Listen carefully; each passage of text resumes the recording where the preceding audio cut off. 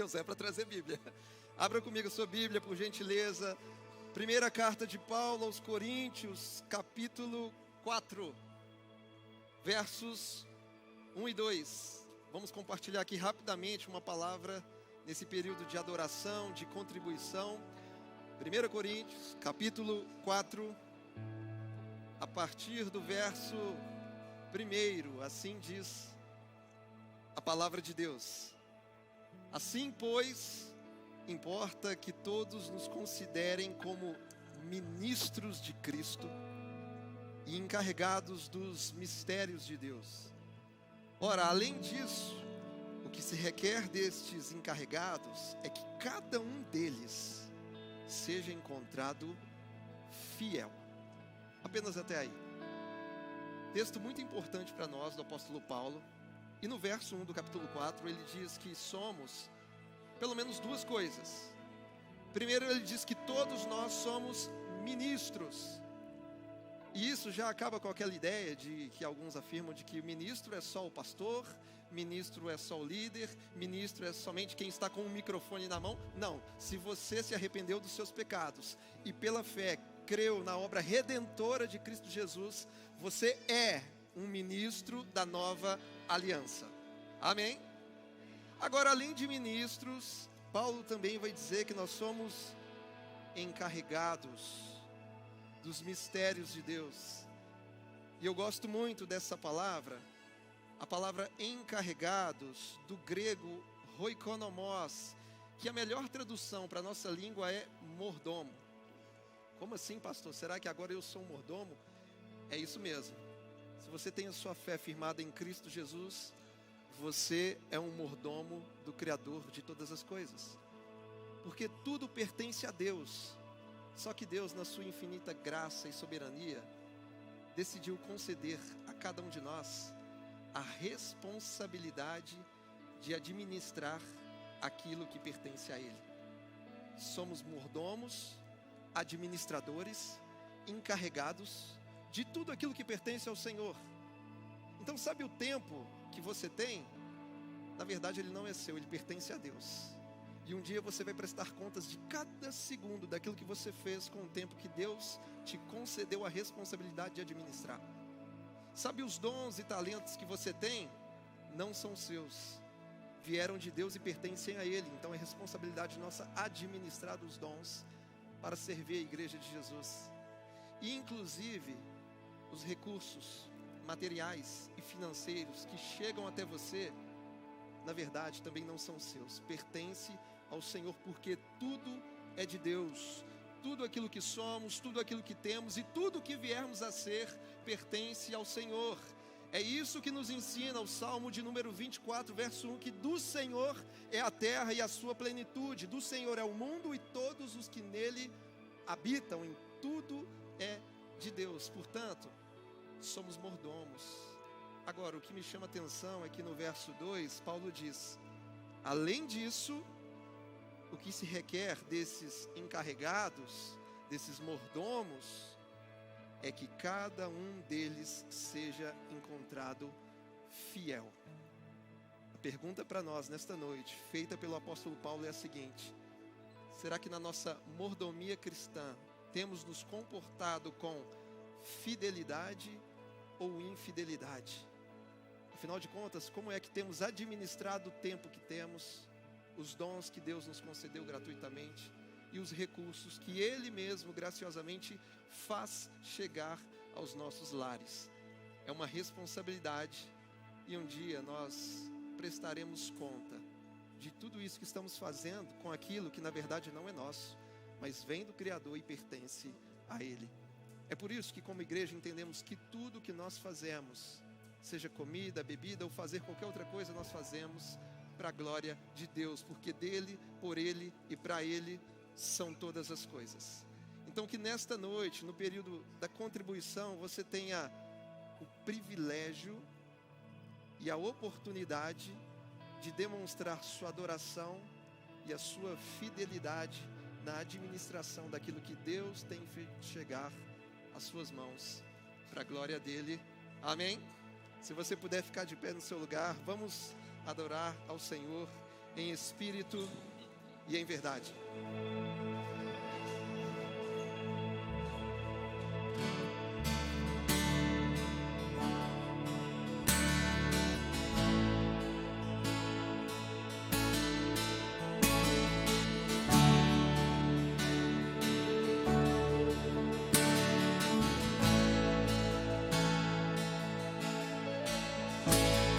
Os meus olhos viram a salvação,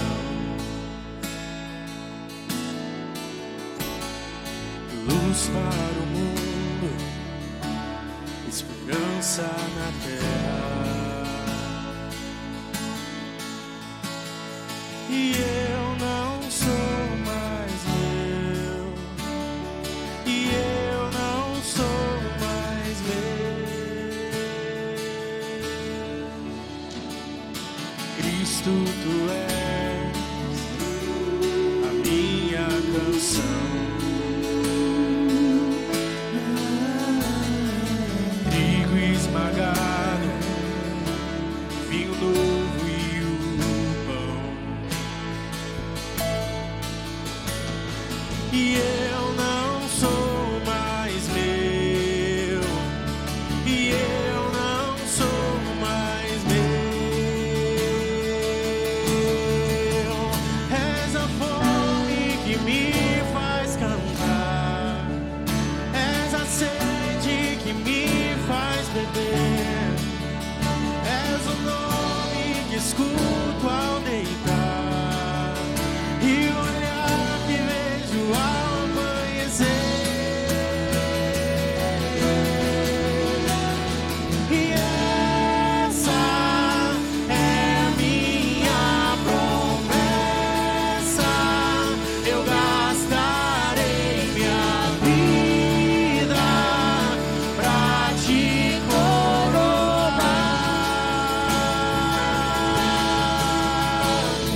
E esse é o meu anseio,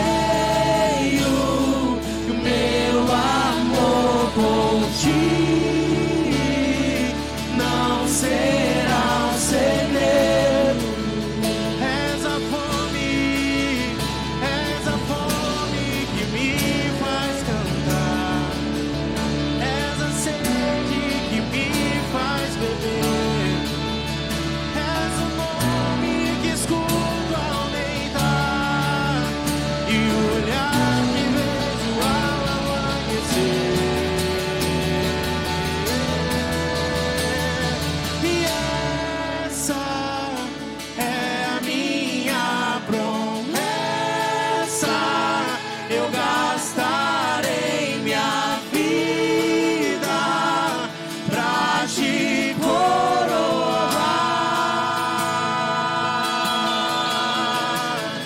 E esse é o meu anseio, o meu amor por ti não será um segredo. Essa é minha promessa, essa é minha promessa, eu gastarei minha vida pra te coroar.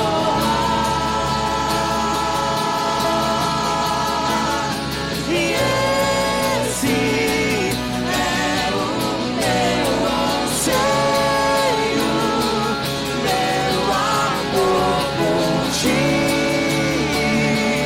não será um segredo. E essa é a minha promessa, eu gastarei minha vida pra te coroar. E esse é o meu anseio, meu amor por ti não será um segredo. Pai, nós te agradecemos, Senhor, pelo privilégio que o Senhor nos deu de sermos mordomos, Pai, do teu reino. Nós te agradecemos, Senhor, pela tua bondade, pela tua misericórdia, e que o Senhor nos ache fiel, Pai. Que o Senhor nos ache fiel, que nós sejamos uma casa fiel. Que esse recurso, Senhor, seja usado com sabedoria, com graça e com a instrução do teu Espírito Santo, Pai, em nome de Jesus. Amém. Pode se sentar.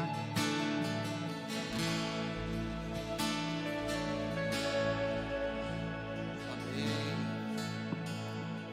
Meus irmãos, com muita alegria nós vamos prosseguir com a nossa exposição do texto de Mateus, capítulo 5, dando continuidade à nossa série O Sermão da Montanha.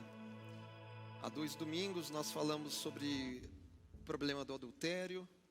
Domingo passado falamos sobre a questão do divórcio e hoje, dando continuidade à sequência do texto, de acordo com o grande ensino de Jesus no Sermão do Monte, nós falaremos sobre a importância de honrarmos as palavras que saem da nossa boca. Eu não sei se você conhece pessoas que não honram as suas palavras, que vivem prometendo mundos e fundos e não cumprem aquilo que verbalizam, né? E Jesus, ele traz para nós esse ensino, e eu estou até com medo, porque essa mensagem de hoje ela é bem objetiva, mas apesar de ser curta, uma mensagem objetiva, é uma mensagem muito importante para nós como igreja e para as nossas relações cristãs, para o nosso bom testemunho. Então, portanto, nessa noite eu peço você a gentileza que abra comigo a sua Bíblia, Mateus capítulo 5, versículo 33. Mateus capítulo 5, a partir do verso 33. E o tema da mensagem é: honre suas palavras. Assim diz o texto, palavras do nosso Senhor Jesus. Vocês também ouviram o que foi dito aos antigos: não faça juramento falso, mas cumpra rigorosamente para com o Senhor o que você jurou. Eu, porém, lhes digo: não jurem de modo nenhum, nem pelo céu, por ser o trono de Deus, nem pela terra, por ser estrado de seus pés, nem por Jerusalém, por ser a cidade do grande rei. Não jure pela sua cabeça, porque você não pode fazer com que um só fio de cabelo fique branco ou preto. Que a palavra de vocês seja sim, sim, não, não.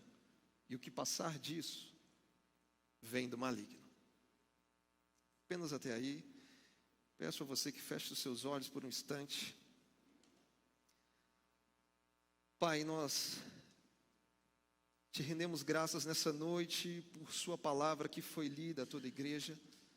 Mais uma vez, Pai, em unidade, reconhecemos que a tua palavra é tudo o que nós mais precisamos, Deus.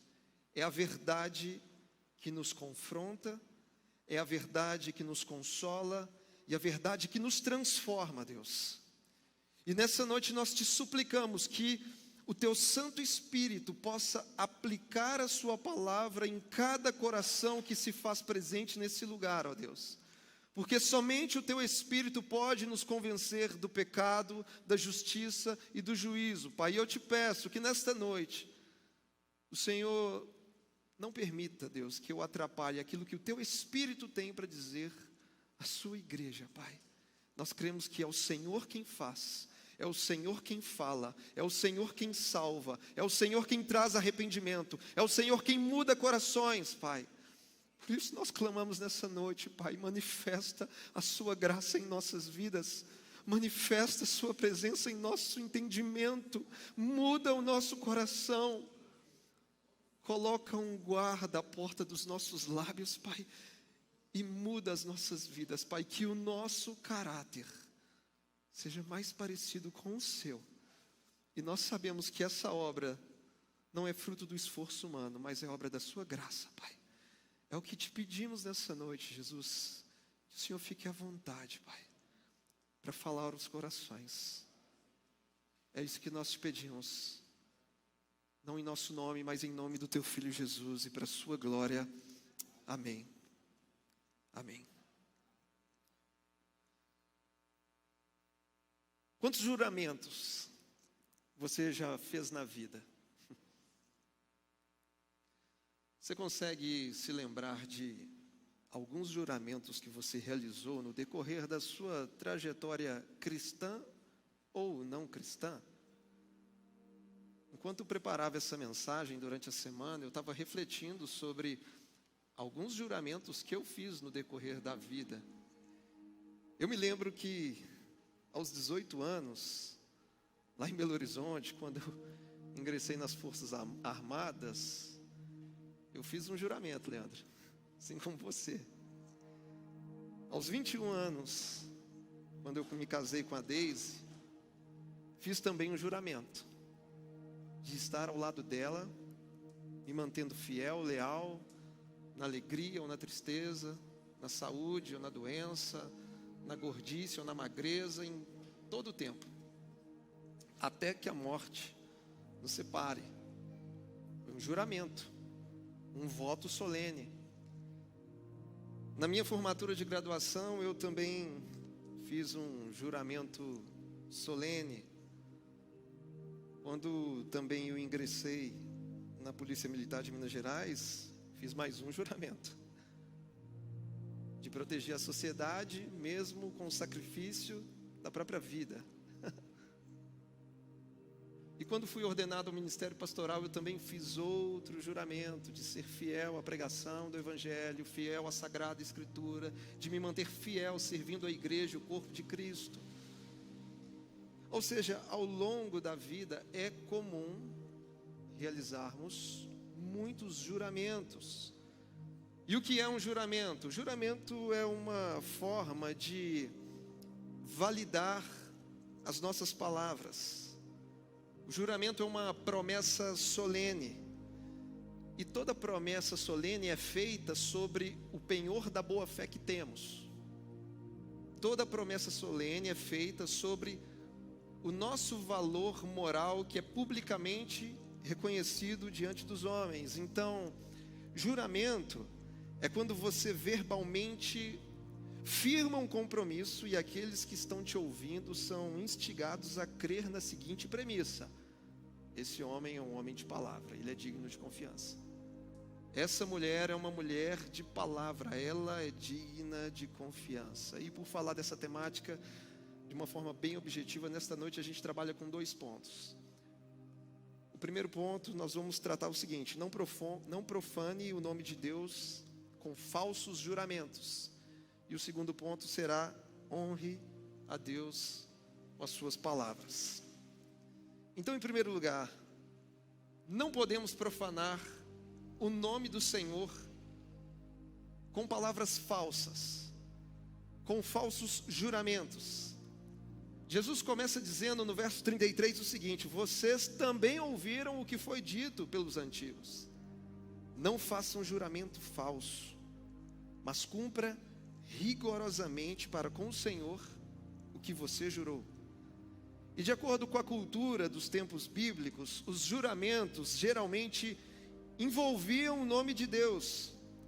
Os juramentos invocavam uma divindade como testemunha, pois acreditava-se que aquela divindade vingaria toda promessa não cumprida ou toda promessa intrinsecamente falsa. Então, naquela época, era comum se fazer juramentos em nome de Deus, até mesmo porque o texto de Deuteronômio nos autoriza isso. Agora, o problema é que naquela época muitos praticavam o falso juramento. E assim, infelizmente, eles acabavam profanando o nome de Deus. E hoje em dia, infelizmente, me parece que a cultura brasileira, infelizmente, favorece o falso juramento, o que faz de nós um povo sem palavra. Por exemplo, algo que está na raiz da nossa nação, e não é muito difícil de perceber isso, são aquilo que podemos chamar de promessas vazias. Sabe quando a gente fala assim: ô fulano, depois você vai lá em casa. Ô fulano, depois você me liga. E aí você responde assim: ah, beleza, depois a gente vê então. Você sabe o que está por trás desse depois a gente vê então? O que está por trás disso é: meu irmão, minha agenda está muito cheia e eu não tenho tempo para ir na sua casa. Mas o que acontece é que a gente não quer ser franco, porque ser franco na nossa cultura fere, e por isso a gente faz promessas vazias. Sabe quando você convida o seu amigo, o seu vizinho para vir ao culto, para vir à igreja? Você fala assim: cara, vamos lá na minha igreja para você ouvir a palavra de Deus, ser edificado, ser transformado, vai ser muito bom.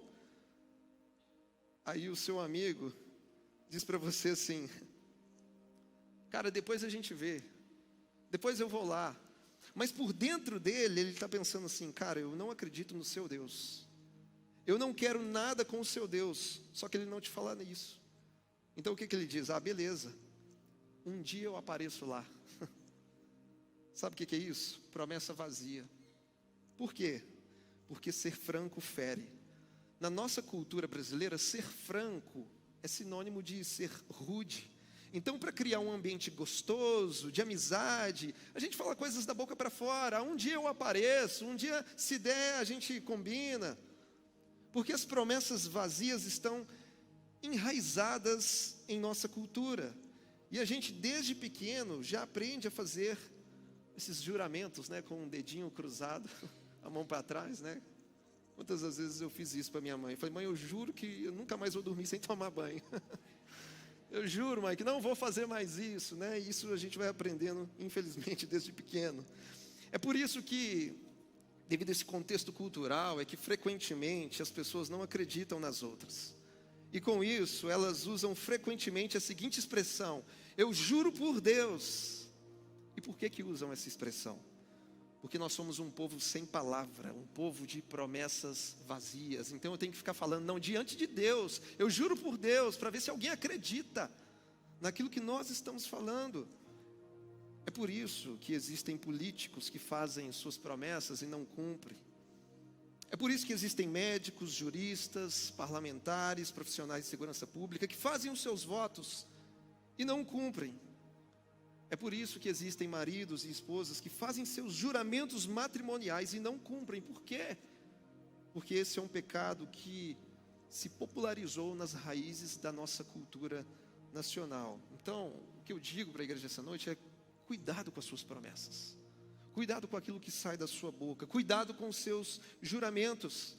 No ministério, quantas e quantas vezes eu já recebi um tapinha nas costas de alguém dizendo: pastor, nós estamos juntos, hein? Pastor, eu estou contigo até o final.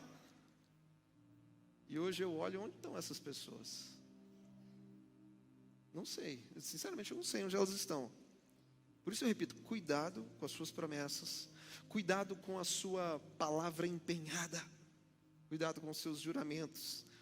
É por isso que Jesus diz o seguinte, a partir do verso 34. Ele fala: eu, porém, lhes digo, não jurem de modo nenhum, nem pelo céu por ser o trono de Deus, nem pela terra por ser estrado de seus pés, nem por Jerusalém por ser a cidade do grande rei. Não jure pela sua própria cabeça, porque você não pode fazer com que um só cabelo fique branco ou preto. E a explicação desse texto é que no primeiro século, os religiosos, quando eles queriam empenhar uma palavra como verdadeira, eles faziam um juramento em nome de Deus, porque naquilo eles estavam invocando o Criador como testemunha daquilo que eles estavam falando. Só que em contrapartida, esses mesmos religiosos, quando eles queriam enganar alguém, quando eles queriam esconder alguma coisa, eles faziam juramentos falsos. E só que na hora do juramento falso, eles não usavam o nome de Deus. Eles tinham medo, e por medo, eles usavam termos próximos. Ao invés de jurar pelo nome de Deus, eles juravam pelo céu, eles juravam pela terra, eles juravam por Jerusalém. Então os religiosos criaram essa artimanha para poder, de uma forma, cometer perjúrio. Eles criaram uma fórmula para poder mentir. Porque já que o nome de Deus não estava sendo utilizado na hora do juramento, eles ficavam assim, sentiam a vontade para cometer qualquer tipo de desonestidade com as suas palavras. Então os escribas e fariseus no tempo de Jesus ensinavam que se alguém fizesse um juramento em nome de Deus, esse juramento deveria ser cumprido incondicionalmente. Contudo, se você jurasse pelo céu, pela terra, por Jerusalém ou por si mesmo, esse juramento não precisava necessariamente ser obedecido. Era isso que eles ensinavam. E por isso tais religiosos acabaram criando um mentiroso sistema de classificação entre juramentos válidos e juramentos inválidos. Ou seja, se você jurou em nome de Deus, você é obrigado a cumprir. Mas se você jurou por qualquer outra coisa, dependendo do caso, você está desobrigado a obedecer e também desobrigado em falar a verdade. Resumindo, era uma canalice total, era uma pouca vergonha. E é nesse contexto que Jesus aparece e dilacera tudo isso.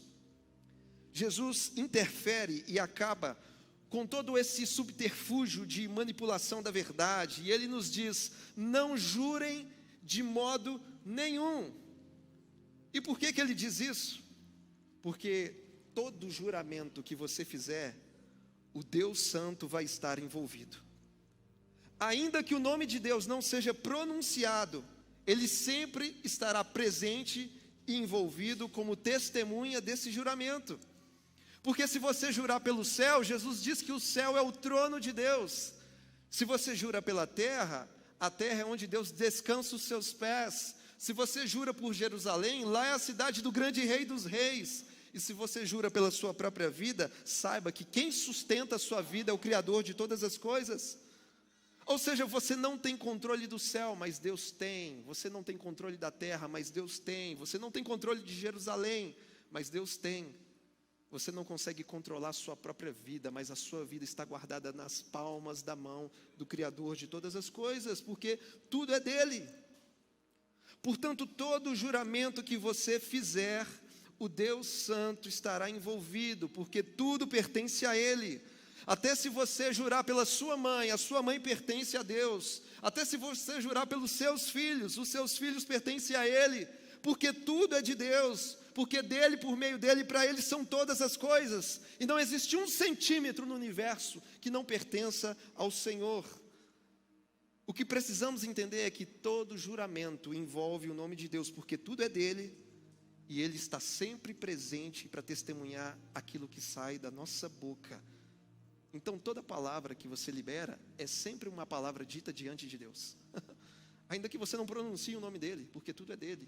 Falamos disso aqui no período da contribuição. Tudo que sai da sua boca é uma palavra dita diante do Criador. E Ele está testemunhando tudo aquilo que verbalizamos. Agora, será que nesse texto Jesus está proibindo qualquer tipo de juramento? E claramente a resposta é não. Quando Jesus diz não jurem de modo nenhum, Ele estava dentro de um contexto combatendo a hipocrisia dos religiosos. Então, na essência, Jesus não está proibindo que se faça qualquer tipo de juramento. Porque o próprio Senhor Jesus, em Mateus 26, no tribunal de julgamento, Ele fez juramentos. O apóstolo Paulo, quando escreve a primeira carta aos Coríntios, e quando ele escreve também aos Gálatas, ele fez ali uma espécie de juramento na introdução da carta. Inclusive o texto de Deuteronômio, capítulo 10, verso 20, nos autoriza a fazer juramentos em nome de Deus. Então, Jesus não está proibindo que se faça qualquer tipo de juramento. O que Ele está proibindo são juramentos falsos, juramentos improcedentes e juramentos desnecessários que profanam o nome de Deus. Então, meu irmão, minha irmã, cuidado para não profanar o nome do Senhor com seus falsos juramentos. Porque nesse texto que foi lido nesta noite, Jesus ele está indiretamente aplicando pelo menos 2 dos 10 mandamentos. O primeiro mandamento que ele aplica é o terceiro, que diz: não tomarás o nome do teu Deus em vão. Ele está chamando um alerta para esse mandamento. E também fazendo um alerta quanto ao 9º mandamento, que diz: não dê falso testemunho contra o seu próximo. Você já parou para pensar que Deus está testemunhando todas as nossas palavras? Todas as nossas palavras. Aquelas que são ditas pessoalmente, aquelas que são ditas virtualmente, aquelas que são ditas na presença ou na ausência de uma pessoa, aquelas que são ditas em ambientes públicos, aquelas que são ditas em particular, e até mesmo aquelas palavras que são sussurradas nos ambientes mais privativos que nós frequentamos. Deus está testemunhando cada palavra que sai da nossa boca.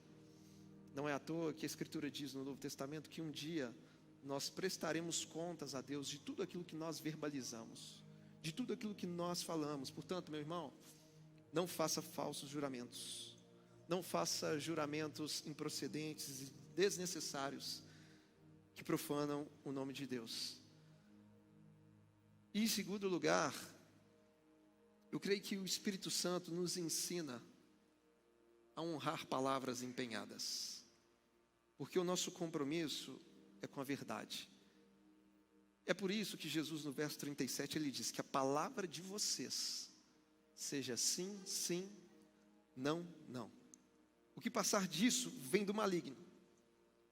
Dietrich Bonhoeffer dizia que o juramento é a prova da existência da mentira e da desonestidade no mundo.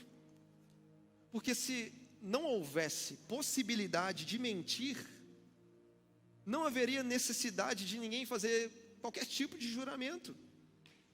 Infelizmente, a prática da mentira na vida de muitos se tornou comum. Algumas pessoas se acostumaram com a mentira. Tem gente que mente tanto, tanto, tanto, que passa a acreditar nas próprias mentiras. As pessoas mentem descaradamente em situações escandalosas, como traições, corrupções, crimes. E as pessoas também mentem em pequenas coisas do dia a dia. As pessoas falam que Palmeiras tem mundial. As pessoas, às vezes, o pai está em casa, alguém liga e o pai fala para o filho dizer que ele não está em casa. E vão mentindo nas pequenas coisas. Ei, a mentira não combina mais com a nossa nova natureza. Nós devemos nos despir da mentira e nos revestir de toda a verdade, porque os filhos de Deus caminham na verdade. O nosso Senhor, o nosso Salvador Jesus, Ele disse: eu sou o caminho, eu sou a verdade, eu sou a vida. E ninguém vem ao Pai senão por mim. O apóstolo João, no primeiro capítulo, ele diz que Jesus é o verbo que se fez carne e habitou entre nós, cheio de graça e de verdade. Jesus nos ensinou que podemos apenas adorar a Deus se for em espírito e em verdade.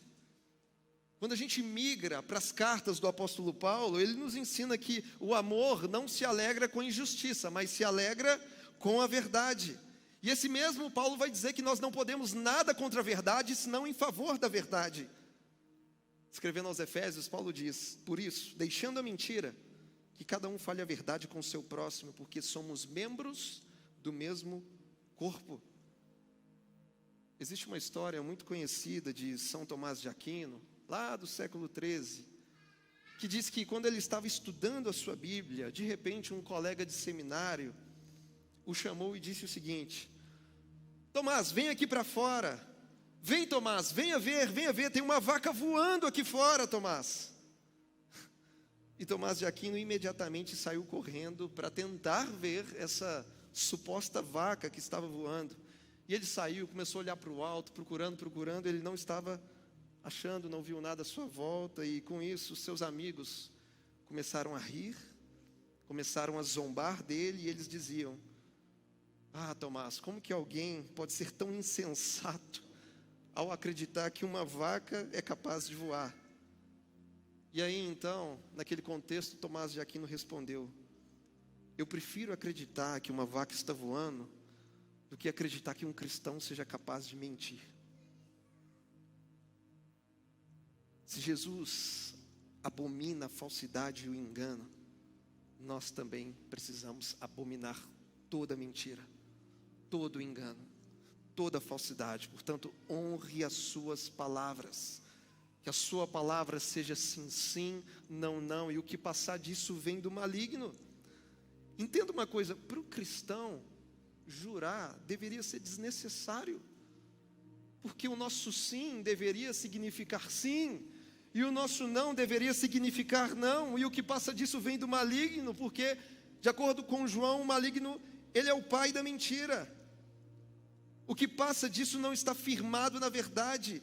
O que passa disso acaba se tornando uma espécie de subterfúgio, de pretexto, de manobra ardilosa para enganar alguém. Então, se você é cristão e disse que sim, então é sim. E se você disse que não, então é não.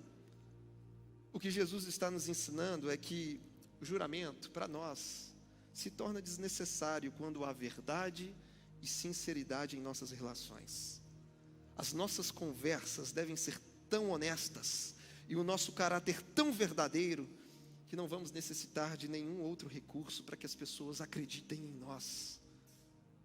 O que Cristo está nos ensinando é o seguinte: se você é o meu discípulo, no dia a dia você não precisa ficar fazendo juramentos para que as pessoas acreditem em você. Você não precisa ficar falando assim, não, é diante de Deus, não, eu juro por Deus, não precisa.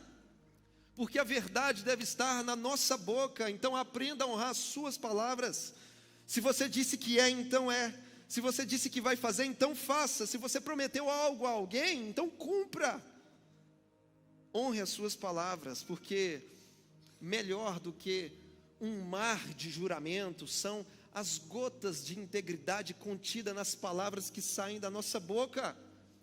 O juramento é muito importante para quem vive no mundo de mentiras, mas para quem caminha na verdade, sim, sim, não, não, são suficientes. Então não fale da boca para fora, não faça promessas vazias. Você é um discípulo de Jesus, o seu compromisso é com a verdade. Que as suas palavras sejam íntegras, sinceras e verdadeiras.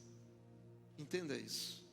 O cristão, em momento algum, está desobrigado de falar a verdade. Não deve existir perjúrio, falsidade, mentira em nossos lábios. A verdade deve estar presente no que pensamos, falamos e fazemos. Porque quando a verdade está presente naquilo que eu penso, alinhado com o que eu falo e alinhado com o que eu faço, o nome disso é integridade. Isso é ser inteiro, porque não há discrepância entre pensamentos e palavras e ações, mas a verdade é um fio condutor que traz harmonia entre pensamentos, palavras e ações. Isso é ser íntegro, isso é ser inteiro. Portanto, um cristão, quando empenha uma palavra, isso tem que ter validade, tem que ter validade. Portanto, honre suas palavras. E aqui eu quero encerrar fazendo algumas perguntas de reflexão a todos nós. As perguntas que eu faço é: suas palavras são confiáveis? Para as pessoas à sua volta, você é alguém digno de confiança? A palavra que sai da sua boca, ela tem credibilidade? O que sai dos seus lábios tem o penhor da sua boa fé? Tem o penhor do seu caráter, do seu valor moral publicamente reconhecido? Precisa ter. Porque se somos discípulos de Jesus, as nossas palavras devem ser dignas de confiança. Afinal de contas, eu e você caminhamos na verdade. As nossas conversas devem ser tão honestas, tão transparentes, o nosso caráter tão verdadeiro, que a gente não vai precisar de fazer nenhum tipo de juramento para que alguém acredite naquilo que sai da nossa boca. Portanto, que a palavra de vocês seja sim, sim e não, não. O que passa disso vem do pai da mentira. E talvez para você que está pensando: pastor, mas será que eu consigo ser um homem de palavra? Pastor, será que eu consigo ser uma mulher de palavra? Sim, você consegue, pela graça de Deus. Não pela sua própria capacidade, não pelo seu esforço, mas pelo Espírito Santo você pode. Porque Cristo um dia disse que Ele nos enviaria o Espírito da verdade, que é o Espírito Santo.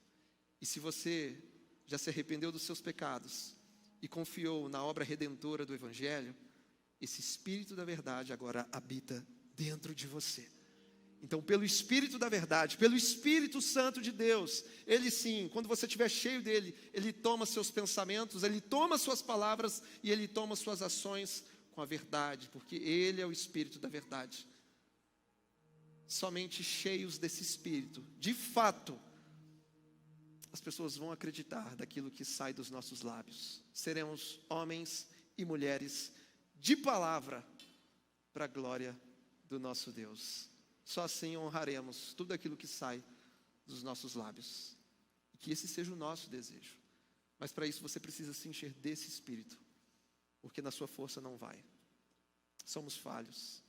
Somos imperfeitos. Estamos no processo de santificação progressiva.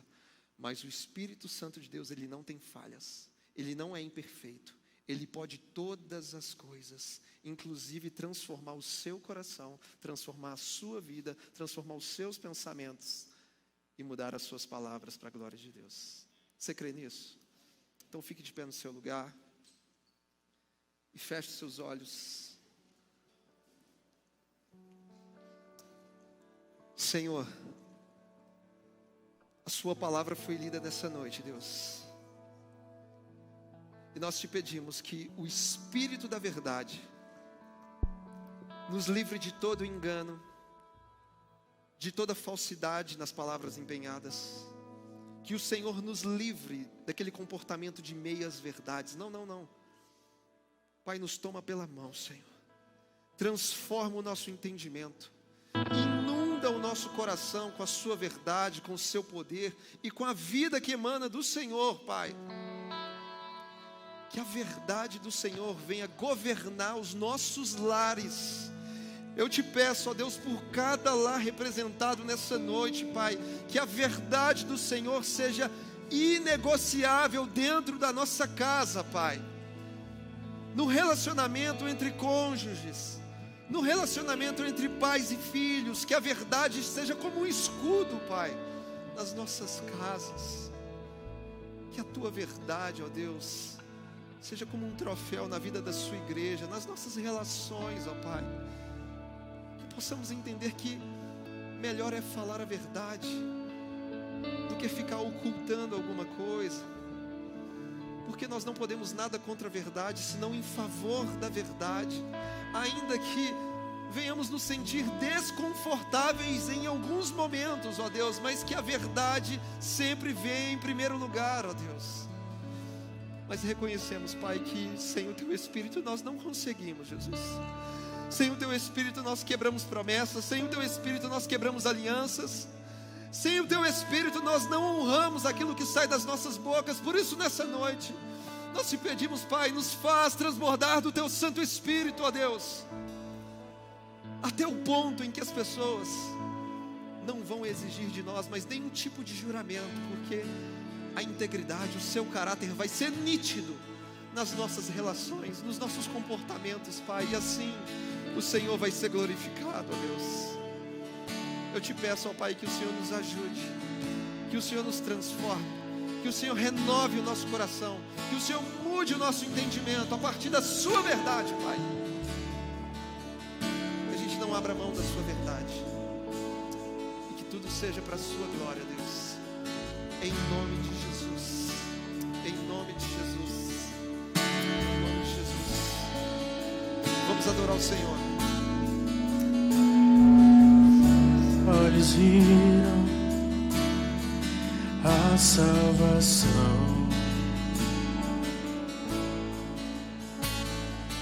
luz para o mundo, esperança na terra.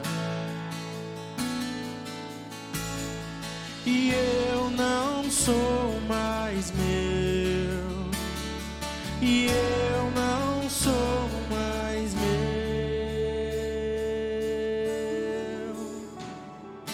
Cristo, tu és a minha canção.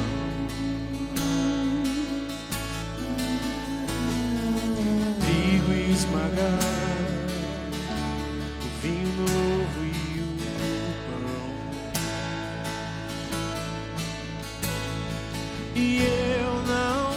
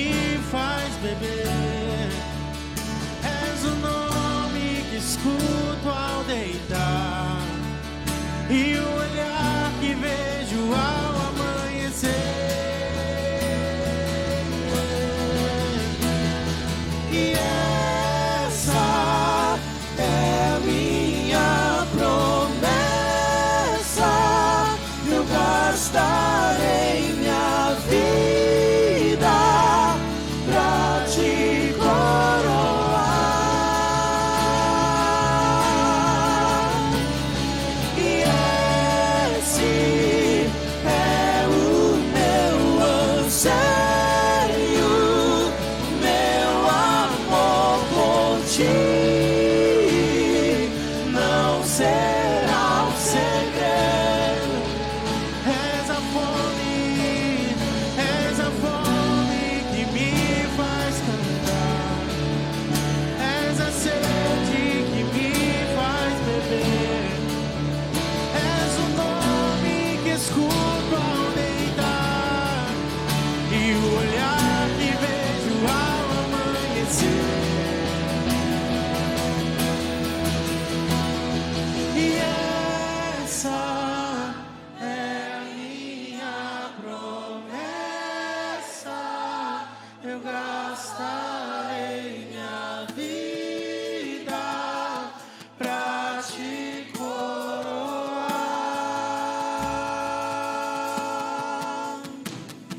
E esse é o meu anseio, meu amor por ti não será um segredo.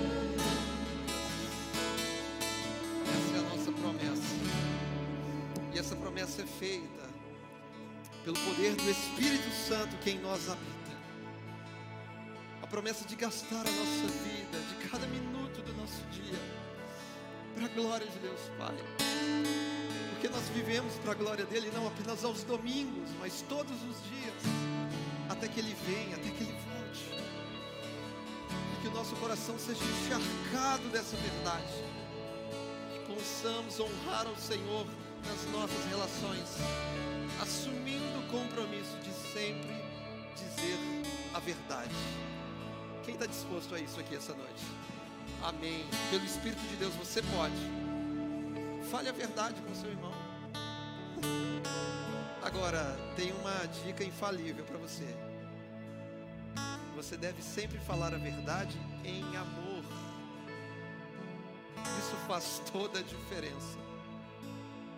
Porque amor sem verdade é bajulação. E verdade sem amor é grosseria. Então sempre fale o amor, ou melhor, sempre fale a verdade, mas fale em amor. Isso faz toda a diferença. Eu sei que às vezes a gente entra em umas enrascadas e a gente se vê obrigado a dizer a verdade, às vezes é desconfortável. Quem é casado sabe. Uma vez que minha esposa há muitos anos chegou para mim e falou assim: meu bem, você acha que eu tô gorda? Eu falei, isso é uma pergunta que não se faz. Aí eu pensei, poxa, se eu mentir eu peco, se eu falar a verdade eu morro. Aí Deus tem que dar sabedoria. Eu falei assim, meu bem, eu acho que eu e você precisamos cuidar da saúde e nos matricular numa academia. Existem outras maneiras de você falar, mas fale a verdade em amor, para a glória de Deus. Amém?